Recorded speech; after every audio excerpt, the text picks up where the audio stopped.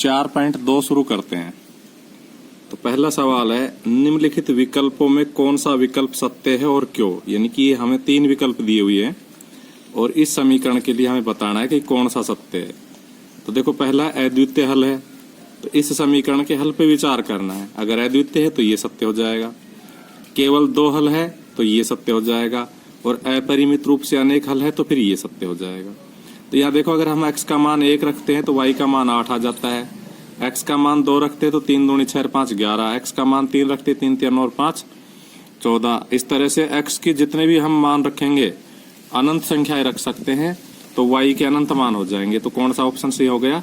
ये ऑप्शन सही हो गया कि अपरिमित रूप से अनेक हल है। तो सॉल्यूशन में हम क्या लिखेंगे? हम लिखेंगे चूंकि x के अनंत अलग अलग मान रखने पर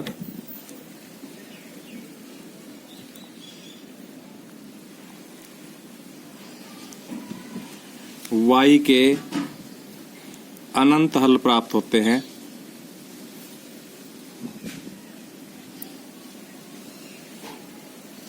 इसलिए विकल्प नंबर 3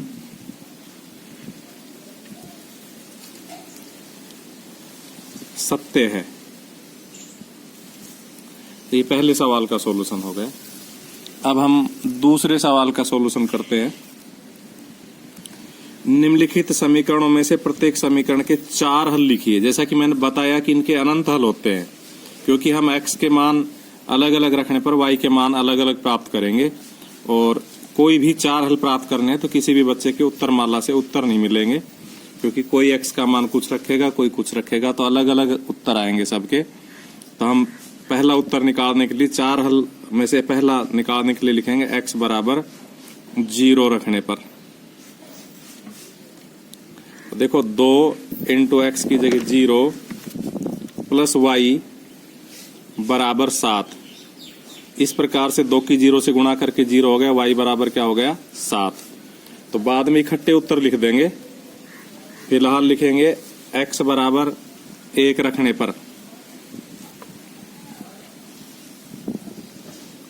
तो देखो, 2 इंटू एक्स की जगह 1 प्लस y बराबर 7। इस प्रकार y बराबर हो जाएगा 7, और ये 2 एकम 2 उधर जाके घट जाएगा 5। फिर x बराबर 2 रखने पर, ऐसे हम लगातार इसलिए रख रहे हैं कि हमारी दुड़की सही बैठ रही है, नहीं तो मान हमें छोड़ छोड़ के भी रखने पड़ सकते थे। तो x बराबर जब 2 रखेंगे तो देखो, 2x की जगह 2 प्लस y बराबर 7, तो y बराबर हो जाएगा 7, और ये 2 दूनी 4 इधर आके घट जाएगा 3। अब x बराबर 3 रखने पर, तो देखो, 2 इंटू एक्स की जगह 3 रखेंगे प्लस y बराबर 7, तो y बराबर हो जाएगा 7 माइनस ये 2 3 6 आके घट जाएगा 1। लिखेंगे इसलिए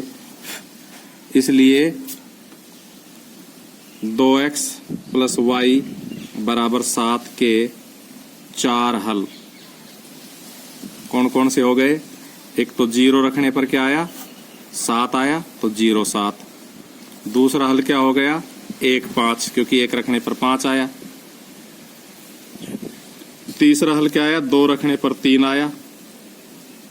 और चौथा हल क्या आया? 3 रखने पर 1 आया। तो ये हमारे इसके 4 हल हो गए। इसी प्रकार हम इक्वेशन नंबर 2 और इक्वेशन नंबर 3 को हल कर सकते हैं। तो अब हम इक्वेशन नंबर 2 को हल करते हैं। समीकरण नंबर ये जो 2 है, इसको हल करते हैं। और ये हमारी क्या है? दूसरी, पाई x प्लस वाई बराबर 9। इसमें भी हम y के मान रखते जाएंगे या x के मान रखते जाएंगे। कोई से एक के रख सकते हैं, कोई बाध्य नहीं कि हम एक के x के ही रखें, y के भी रख सकते हैं। तो लिखेंगे y बराबर 1 रखने पर।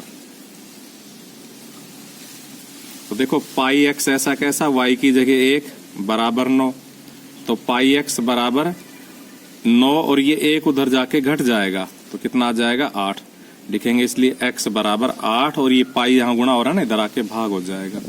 तो ये 1 हल हो गया इस समीकरण का। अब इसका दूसरा हल निकालने के लिए हम लिखेंगे y बराबर 2 रखने पर।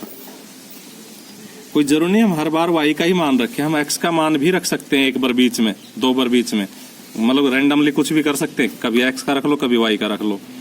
तो y बराबर 2 रखने पर तो देखो पाई x प्लस y की जगह 2 बराबर 9, तो पाई x बराबर क्या हो जाएगा 9 और 2 उधर जाके घट जाएगा, तो x बराबर आ जाएगा 9 में से 2 गए तो 7 और ये पाई इधर आके भाग हो जाएगा। अब देखो मैं x का मान रख के दिखा दूं एक बार बीच में, x बराबर 0 रखने पर ध्यान रखने की बात है x बराबर जब रखेंगे तो 7 बटा पाई नहीं रखेंगे, 8 बटा पाई नहीं रखेंगे, क्योंकि उससे तो वही सेम मान आ जाएंगे, इसलिए अलग रखना है, तो हमने इसलिए 0 रखा है। तो देखो पाई इंटू एक्स की जगह 0 प्लस वाई बराबर 9, तो ये तो हो गया 0 गुणा होके, तो वाई बराबर क्या हो गया 9। इस प्रकार हम लिख सकते हैं x बराबर 1 रखने पर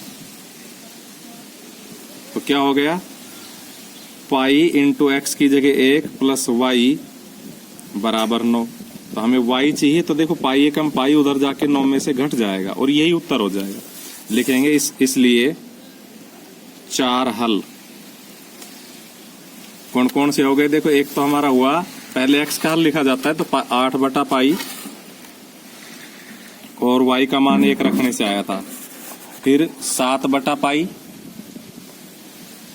और y का मान 2 रखने से आया था, फिर x का मान 0 रखने से आया 9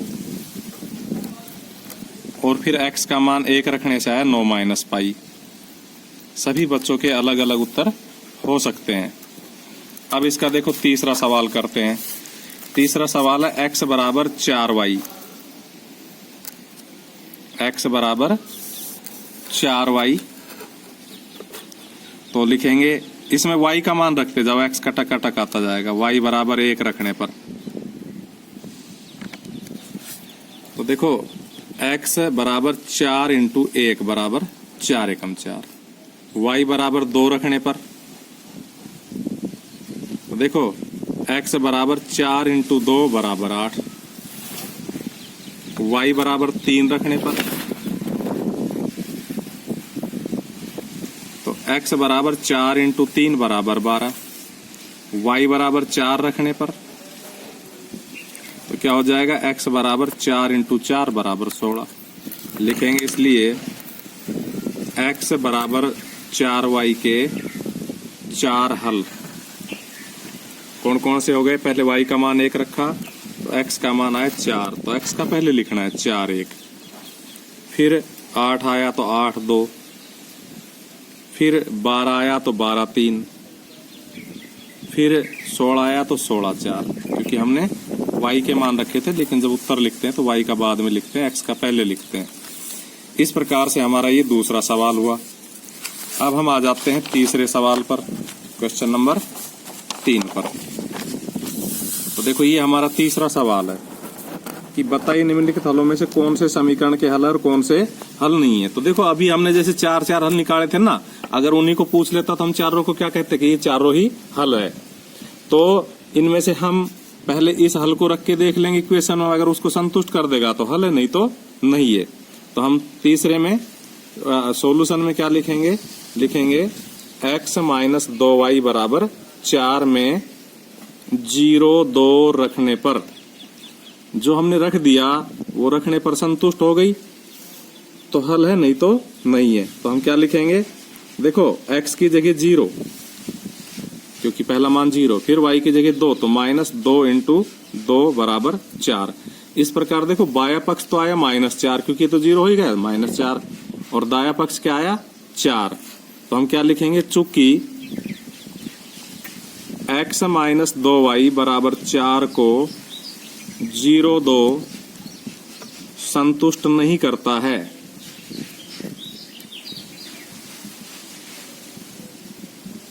इसलिए 0 2 x माइनस 2y बराबर 4 का हल नहीं है।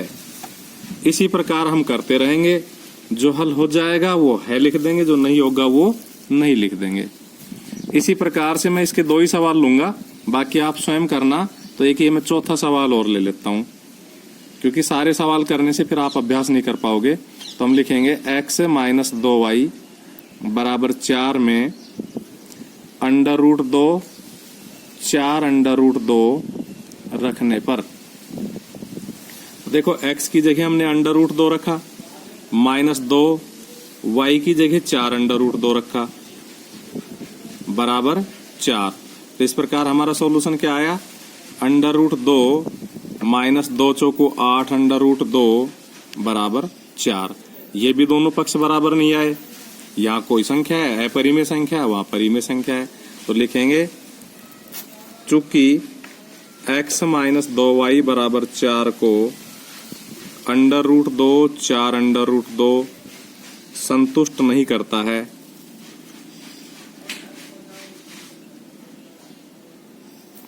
इसलिए √2 4 √2 x माइनस 2y बराबर 4 का हल नहीं है। बाकी आप स्वयं करना, जो हल हो जाएंगे वो दोनों पक्ष बराबर आ जाएंगे।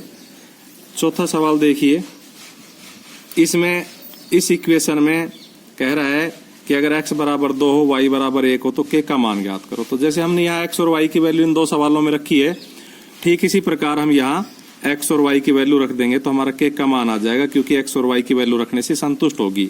तो हम क्या लिखेंगे, हम लिखेंगे 2x प्लस 3y बराबर k में x बराबर 2 y बराबर 1 रखने पर, तो क्या हो जाएगा 2 इंटू एक्स की जगह 2 प्लस 3 इंटू वाई की जगह 1 बराबर k।